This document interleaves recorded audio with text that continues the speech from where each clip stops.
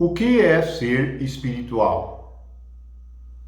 Recordamos que a palavra espírito está relacionada às coisas do mundo invisível, aos poderes do mundo que nós não podemos tocar nem ver de maneira natural.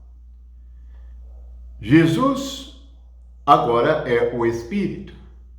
Portanto, se queremos ter comunhão com Ele, nós precisamos deixar de ser naturais e carnais e sermos espirituais. Sobre o homem espiritual, 1 Coríntios, no capítulo 2, no versículo 15, diz: Porém, o homem espiritual julga todas as coisas, mas ele mesmo não é julgado por ninguém. A palavra julgar significa ver e examinar. Portanto, o homem espiritual tem capacidade para ver os olhos do coração iluminados para julgar e não ser julgado por ninguém. Porque ele não vê como o homem vê, mas vê como Deus vê. Porque se tornou um com o Espírito de Deus. Conforme está também em Coríntios, o que se une ao Senhor é um espírito com Ele. Então, o homem espiritual se torna um com Deus. Por isso, Jesus fala que os pequeninos que são um com o Espírito devem ser tratados como o próprio Jesus, porque são semelhantes a Ele e trazem em si mesmo o seu Espírito. Mas quem deseja ser espiritual? O que é ser espiritual? Vamos recordar 3 coisas ou as principais coisas que são o Espírito de Deus. O Espírito de Deus é a vida, é o caminho, é a verdade, pois que tudo de Jesus veio no Espírito Santo e o Espírito Santo foi dado a cada um de nós que cremos. Então, o Espírito é um Espírito de vida, é o Espírito que nos traz a realidade do reino para nos guiar, exortar, ensinar e corrigir. Portanto, o homem espiritual não é guiado por outro homem, é guiado pelo Espírito de Deus.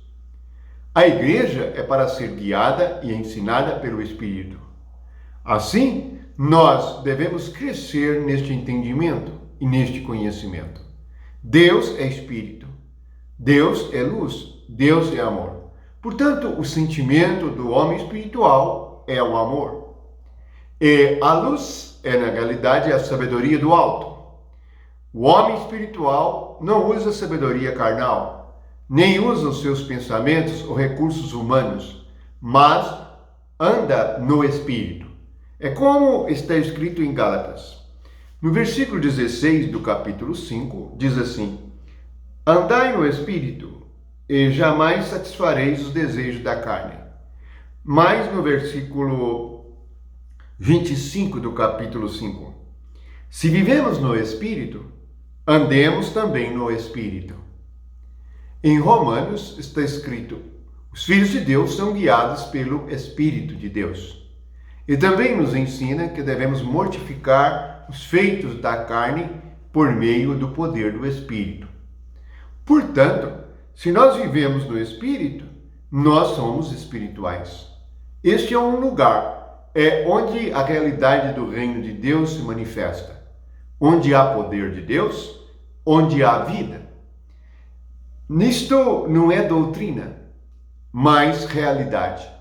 A vida, ela não é uma doutrina. A vida, ela é uma pessoa. O Espírito, ele não é um ensinamento. Ele é um ser. Ele existe. Jesus disse aos judeus: vocês examinam as Escrituras pensando ter nelas a vida eterna, mas não quereis vir a mim para terdes vida. Portanto, Jesus é uma pessoa espiritual. Quando Jesus veio a primeira vez, ele se encarnou. E encarnado, o Espírito de Deus só poderia estar nele e morar nele. Mas quando Jesus morre e ressuscita, ele nos manda a promessa do Pai. Isso significa que o Espírito trouxe toda a obra de Cristo para tornar realidade o reino dos céus para cada um de nós. Por isso, devemos andar no Espírito. Há uma grande diferença, pois também em 1 Coríntios, capítulo 2, versículo 14, antes de falar do homem espiritual, ele fala do homem carnal, ou homem natural. Ele diz assim: o homem natural não aceita as coisas do Espírito de Deus, porque eles são loucura. Não pode entendê-las, porque elas se veem espiritualmente, ou se discernem espiritualmente. Portanto, o homem espiritual parece um louco para as pessoas naturais e carnais do mundo. Quando eles vão, nós não vamos. Onde eles estão, nós não estamos. O que eles falam e fazem, nós não fazemos. Dependemos da revelação e da palavra de Deus. É assim que a palavra de Deus se torna, na prática, na minha vida diária, luz para o meu caminho, porque ele revela e ensina o que devemos fazer e as coisas que devemos decidir em relação à igreja e à nossa vida cotidiana. Por isso é que Paulo escreveu aos Gálatas: andemos também no Espírito. Se vivemos nele, devemos andar nele. Andar significa se mover. Mover significa os nossos pensamentos. Portanto, se nós unimos a nossa mente com a mente de Cristo, é porque houve uma transformação, uma mudança muito grande no nosso ser interior. De tal maneira que nosso pensamento agora está unido ao pensamento de Cristo e nós nos tornamos uma só pessoa.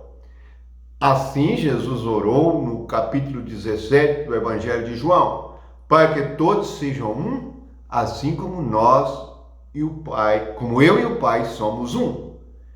Eu neles e o Senhor, o Pai, neles também. Esta é a maravilha. Alguns pensam que a vida espiritual é algo da religião humana, ritualística e carnal. Nada disto.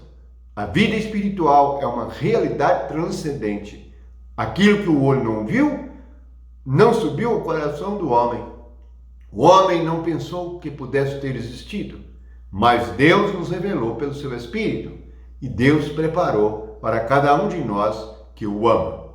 Ama o Senhor, ore a Ele, dirija-se a Ele, porque o que busca acha, o que bate a porta abre, o que pede recebe.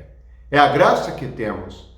Felizes aqueles que querem ser espirituais, porque os que têm fome e sede serão saciados. Jesus é Espírito e vida para cada um de nós. Que a graça de Deus e o amor de Jesus Cristo sejam com todos vocês e que todos possam experimentar este reino invisível, poderoso, maravilhoso, de vida e paz. Em Romanos diz assim: o reino de Deus não é comida e bebida. Portanto, se você estiver distraído com as coisas que os homens fazem, comida, bebida e glutonarias, fuja disto e venha para o reino que é justiça, paz e alegria no Espírito Santo. Amém.